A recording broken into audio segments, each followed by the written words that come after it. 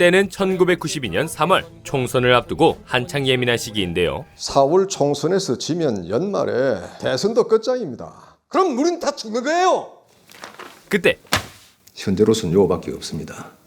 정권을 잡기 위해 부산시 개발을 이용하자는 의견이 나오는데요. 요를 흔들어서 시드머니 만들고 그 돈으로 지지율을 끌어올리면 기업들도 우리 쪽으로 방향을 틀 겁니다. 당장 그쪽 인사도 불러올리겠습니다. 이에 언급되는 부산의 실세. 진짜로 부산을 움직이는 분이 따로 계십니다. 돈이고 자리고 전부 이분 손에서 다 나옵니다. 그렇게 다음날 소문의 부산 실세를 만나는데 지금이 70년대입니까? 아무데나 막 쑤시고 돈 될 때 하나만 딱 골라가 확실하게 조져야 됩니다. 그 인물은 바로 현재로서는 이거밖에 없습니다. 부산의 권력 그 자체 권순태. 순태는 개발지역으로 해운대를 짚었고 해운대요? 여기를 바꾸자고요. 요가 제일 야만데. 그럼 부산 한번 뒤집어 엎을까요? 자신 있어요. 잠시 불만이 나왔지만 부산 정책에는 순태의 뜻대로 정리되죠. 고려하입시다. 권 선생님이 다 생각이 있으시겠지요. 그런 의미에서 선거부터 정리하고 작업 들어갑시다. 그렇게 공천 내정자였던 한 남자가 정리되는데요.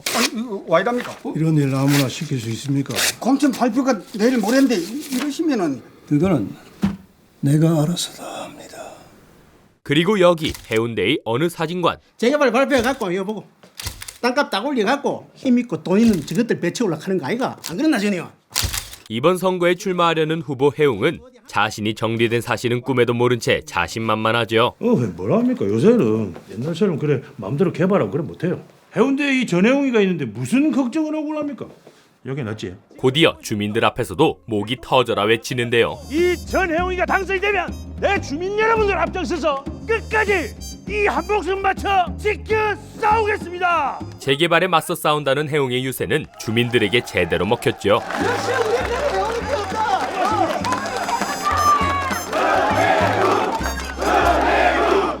그런데 그날 밤 야 장면 보고 뭐야? 마! 해웅의 집에서 난동을 부리는 채권자들. 뭐야? 누구기는 채권 줘야지. 어디 자꾸 달라붙나 이 징그럽게. 내가 눈지 알고. 야. 이때 한 남자가 나타나는데 귀하신 분한테 뭔 짓이고 이거? 응? 우리가 무슨 깡패가? 그게 아니고. 그는 바로 사채업자 필도. 죄송합니다. 우리 아들이 좀 무식해갖고 필도는 해웅에게 빌려준 돈을 받으러 온 거였죠. 우리는 졸업은행 공천 받을 줄 알고 원한다 생각해서 돈 빌려드렸는데 이게 나가리가 됐부가. 하지만 해웅은 공천이 물 건너간 것조차 모르고 있었고. 니 지금 뭐랬노?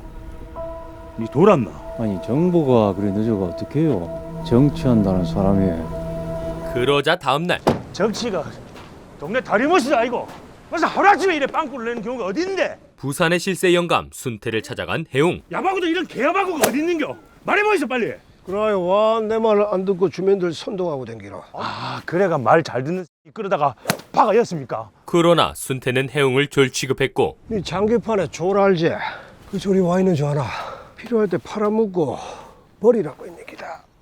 아 그럼 내가 조지란 말입니까 그러면?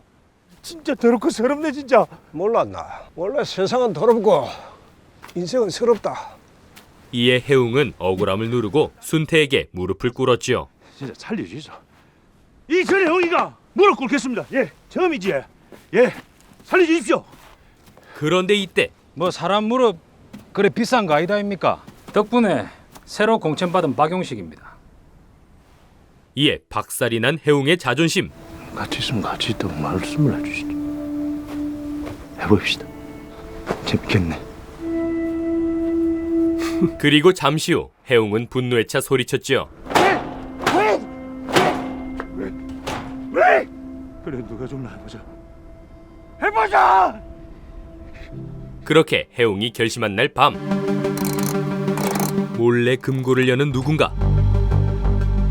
그러고는 금고 안에 있던 대외비 해운대 개발 문서를 찍는데요. 그 대외비는 곧 은밀하게 누군가에게 건네지는데 일주일 안으로 큰 걸로 섭장. 그렇지. 그는 다름 아닌 해웅이었죠. 이후 해웅이 찾아간 곳은 바로 사채업자 필도였죠. 밥 먹고 있었네. 예, 뭐 한 젓가락 하실래요? 아이 뭐 됐고 내 좀 모입시다. 해웅은 필도에게 돈을 또 빌리는데요. 10개만 더 빌립시다. 역시 정치하시는 분은 다르네. 통도 억수로 크고 낯짝도 억수로 두껍고. 김 사장, 내 당선되면 100배로 튕겨줄게. 와 이랍니까 선수들끼리. 이에 필도가 시큰둥해하자 해웅이 꺼낸 서류 봉투. 아나, 그건 다름 아닌 대외비 문서였지요. 그 지도 최소 5천억, 길게 보면 수십 조짜리다. 개발 시작하기 전에 작전 들어가면 100배, 1000배 뻥 튀기는 거 우습지? 잘 생각해봐라. 내 금배지 닮어 김 사장 니도 고속도로 타는 거 아이가? 그러자 필도는 판을 더 키웠고 우리 이거 20개 더 태웁시다. 기왕 돈질하는 건 뭐 확실하게 태워야 이기지. 그렇게 선거 자금을 마련해 무소속으로 출마한 해웅. 이 해운대 아들 전해웅이가 여러분들을 믿고 거리로 나섰습니다.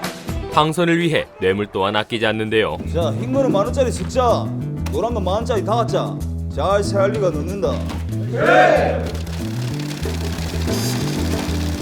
또한 지역 주민을 우선시했던 해웅은 그럼 우린 땅을 팔면 되겠습니까? 안 됩니다. 절대 땅을 팔지 말고 손에 꼭 쥐고 있어야 된다 이 말입니다. 이제 재개발로 이득을 볼 생각밖에 없었고 이 전해웅이가 국회의원에 당선돼가 신도시에다가 아파트 한 채씩 당첨시켜드리 안 되겠습니까? 이후 다른 후보의 견제에는 폭력으로 맞대응했죠.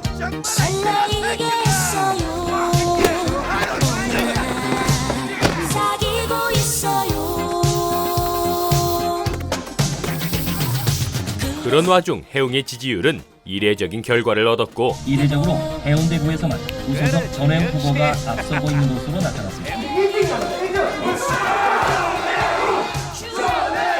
그렇게 해웅이 신이 난 한편 순태도 신문으로 그 소식을 접하는데요. 이에 순태 또한 자신의 뜻대로 판을 움직이기 위해 새로운 한 수를 준비합니다. 약속 잡아라. 이후 그는 한 남자와 만나는데요. 그래 뭐 딸내미가 어디 아프다고요? 예, 심장이 좀. 아이고야.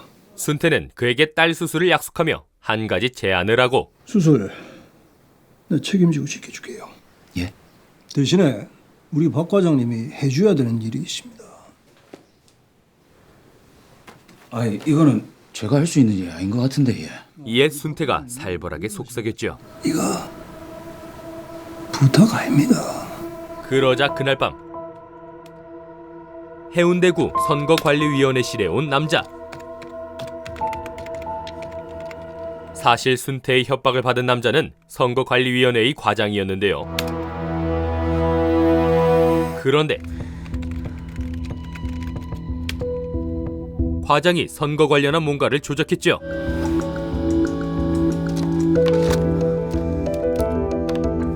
그렇게 일이 벌어지는 와중 현금이 잔뜩 실린 트럭이 어딘가로 보내지는데요. 직원 곧 순태에게 보고되고 몇 개고? 오늘 거는 140박스입니다. 새벽 4시경 서울 도착 예정이고 다음 자금은 일주일 뒤에 받기로 했습니다. 수고들 했다. 이에 순태는 어딘가로 전화를 했죠. 이게 다 나라를 위한 일 아닙니까? 저 어르신한테 안보나 좀 전해주이소. 이후 순태의 장부엔 한 장관의 이름이 적히는데요. 그리고 이런 순태의 장부들은 서랍을 가득 채울 정도였죠. 부산의 절대 권력 순태. 이번엔 순태가 또 다른 대외비를 이용해 판을 흔들려고 하는데요. 과연 그 대외비는 무엇일지, 또한 그건 어떤 결과를 가져올 것인지, 판을 뒤집는 문서, 대외비를 둘러싼 이야기, 대외비였습니다. 대외비는 부산 해운대를 배경으로 해웅과 순태 그리고 필도가 벌이는 정치 드라마를 그린 작품입니다. 공천에 떨어졌지만 대외비 문서로 어떻게든 권력을 차지하려는 해웅. 그래, 가보자. 그런 해웅의 뒤에서 활약하면서 호시탐탐 기회를 노리는 필도. 우리같이 비즈니스 하는 사람들은 막 사람을 안 믿거든. 그리고 이들의 견제를 떨쳐내고 부산에서의 입지를 굳히려는 순태. 정치는 악마하고 거래하는 기다. 이 세 사람의 아슬아슬한 대립은 범죄 드라마 장르에 한층 더 몰입감을 더했지요. 손에 어떤 패를 쥐고 있는지에 따라서 순식간에 전세가 역전되기도 하는데요. 손에 뭘로 쥐고 있는가 볼 안 했습니까?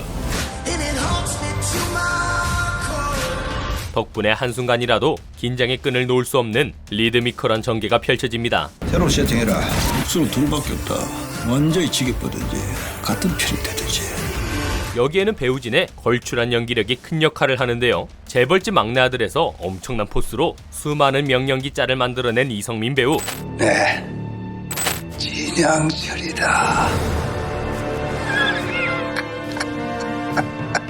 대회비에서도 여지없이 그의 카리스마가 돋보였지요. 그거는 내가 알아서 다 합니다. 그리고 연기력 하면 빼놓을 수 없는 조진웅 배우. 마찬가지로 대회비에서 보여주는 그의 연기는 캐릭터를 완벽하게 표현하는 동시에 인물의 매력이 더욱 살아났습니다. 그래 누가 좀 나눠보자. 해보자. 더불어 이 두 배우는 지난 2014년 군도를 시작으로 여러 작품에서 호흡을 맞춰왔는데요. 서로에 대해 잘 아는 만큼 완벽에 가까운 연기를 보여줄 수 있었죠. 목수는 둘밖에 없다. 완전히 지겠거든지 같은 편이 되든지. 이전 작품들에서 걸쭉한 부산 사투리로 강렬한 인상을 남겼던 배우들이라 영화를 보다 보면 진짜 부산에 온 것 같은 착각이 들 정도인데요. 말 좀 전해주십시오. 아시겠지? 니는 아무 걱정하지 말고 하나 소리나 하자 좀. 내라자. 여기에 행동파 건달 필도를 연기한 김무열은 이 작품을 위해 무려 13kg을 찌웠다고 하죠. 한 젓가락 하실래? 아니면 됐고 내 좀 봅시다. 카리스마 있는 캐릭터를 위해 스스로 깍두기 헤어스타일을 제안했다는데요. 자, 아마 서로 상황은 다 알고 왔으니까 물건 보고 결정합시다. 소년 심판에 이어 다시 만난 이성민은 김무열이 진짜 깡패인 줄 알았다며 그의 카리스마에 감탄하기도 했죠. 자부심을 갖고 똑바로 행동해라. 알았나? 액션 느와르였던 전작 악인전에 이어 대회비의 메가폰을 잡은 이원태 감독은 돈과 권력을 쫓는 인간의 욕망 그리고 배신 같은 본질적인 이야기를 만들고 싶었다고 언급했는데요. 범죄도시, 악인전, 택시운전사를 탄생시킨 베테랑 제작진들의 참여를 통해 작품 속에 등장하는 대립구도를 더욱 실감나게 연출할 수 있었죠. 팽팽한 대립과 정치판에서 벌어지는 수싸움 그리고 그 안에서도 확실한 권력의 힘을 쥔 사람에 따라 뒤집히고 뺏기는 세 사람의 구도. 얽히고 설킨 이 세 명의 인물 중 과연 누가 대회비를 손에 쥐고 이 판을 뒤집을 수 있을까요? 3월 1일부터 극장에서 절찬 상영 중인 대회비에서 확인해 보시길 바라며 저는 이만 물러가겠습니다. 지금까지 드림텔러였습니다.